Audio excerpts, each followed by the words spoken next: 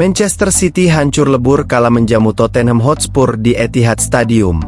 Manchester City kena bantai 4 gol tanpa balas. Pada babak pertama, Manchester City tertinggal 2 gol dari Tottenham. Kedua gol yang bersarang di gawang Ederson dicetak James Maddison. Manchester City sebenarnya memiliki beberapa peluang yang gagal dimanfaatkan oleh Erling Haaland.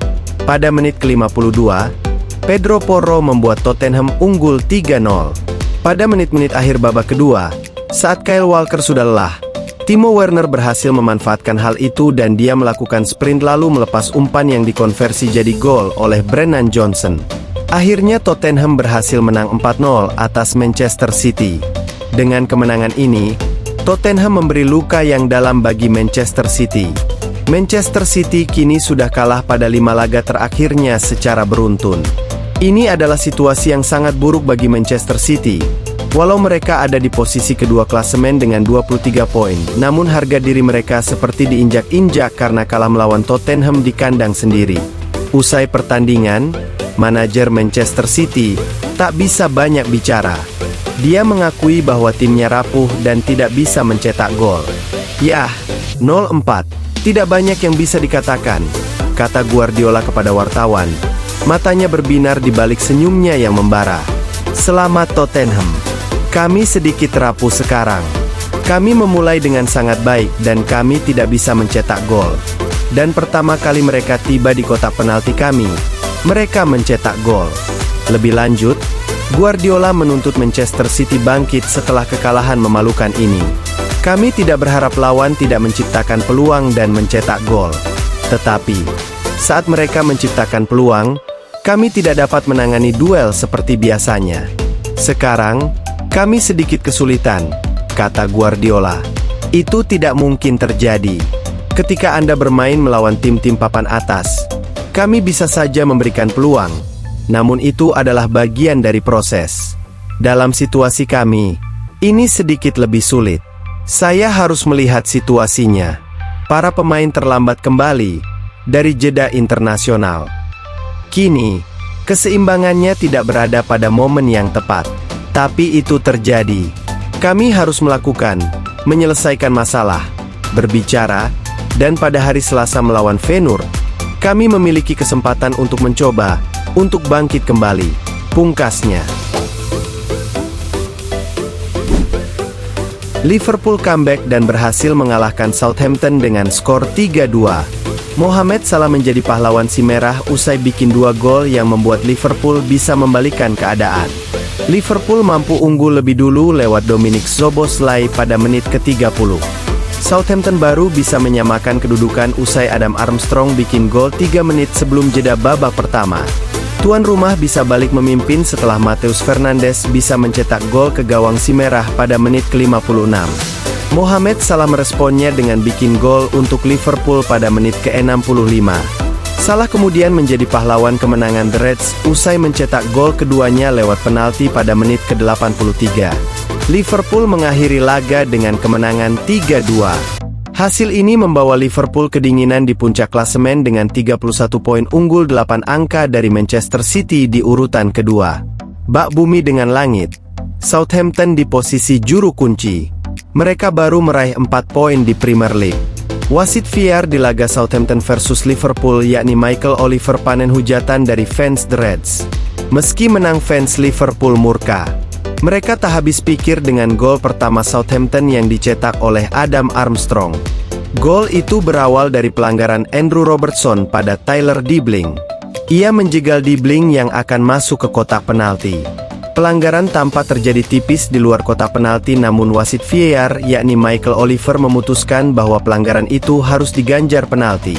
Fans Liverpool pun langsung melontarkan banyak hujatan pada wasit Inggris tersebut. Inilah pendapat Ruben Amorim usai laga Ipswich Town melawan Manchester United tadi malam yang berakhir dengan skor 1-1. Menurutnya, para pemain Manchester United terlihat takut dan terlalu banyak berpikir saat melawan Ipswich Town. Manchester United sejatinya memulai laga dengan api.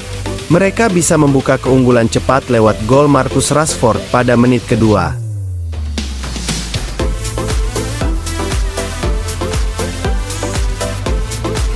Sayangnya, keunggulan itu cuma pemanis di awal. Gawang Setan Merah kebobolan jelang akhir laga babak pertama lewat gol Omari Hutchinson pada menit ke-43. Amorim pun kecewa dengan hasil tersebut. Usai laga, pelatih anyar Manchester United itu mengeluhkan kurangnya waktu persiapan bersama skuad Setan Merah. Ruben Amorim pun menilai para pemain Manchester United terlihat tampil takut pada pertandingan itu. Dia pun memastikan akan mengevaluasi tim setelah ini demi mendulang hasil manis ke depannya. Jika Anda melihat babak pertama, Anda dapat melihat bahwa para pemain sedikit takut. Kami hanya berlatih selama 2 hari sehingga mereka sedikit bingung, ucap Amorim, dikutip dari Goal International. Kami harus melihat data, memahami data. Pertama, kami harus memahami permainan. Kami harus jauh lebih baik secara fisik untuk mengatasi tekanan tinggi, lari cepat, semua hal ini. Tetapi kami butuh waktu untuk mengatasi hal-hal ini. Lanjutnya, para pemain saya terlalu banyak berpikir dalam permainan. Kami hanya punya waktu 2 hari. Kami butuh lebih banyak.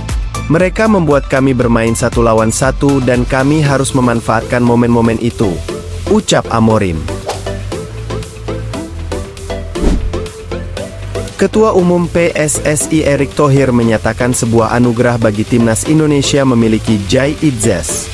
Hal tersebut diungkapkan saat wawancara di TV One. Bukan hanya untuk Indonesia, negara Asia lain pun akan mendapatkan hal serupa jika mendapatkan Jai Idzes. Jai memiliki karakter yang baik, leadership yang luar biasa, serta permainannya menawan.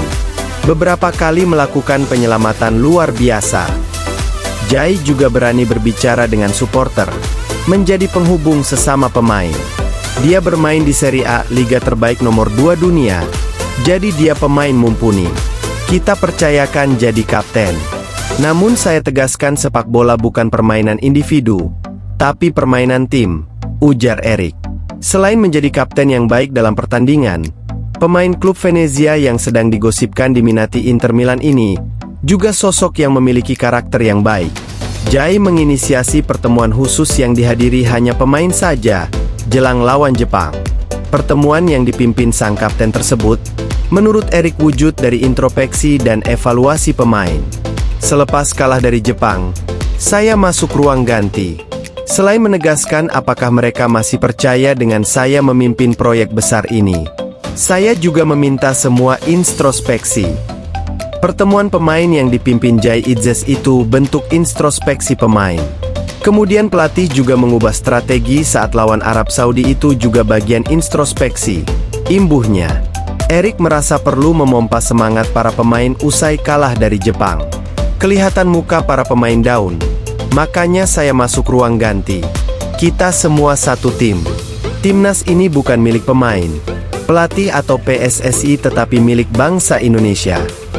Saya tak bilang itu semua karena motivasi saat di ruang ganti. Ia hanya meminta semua evaluasi, agar kita semua kembali ke track.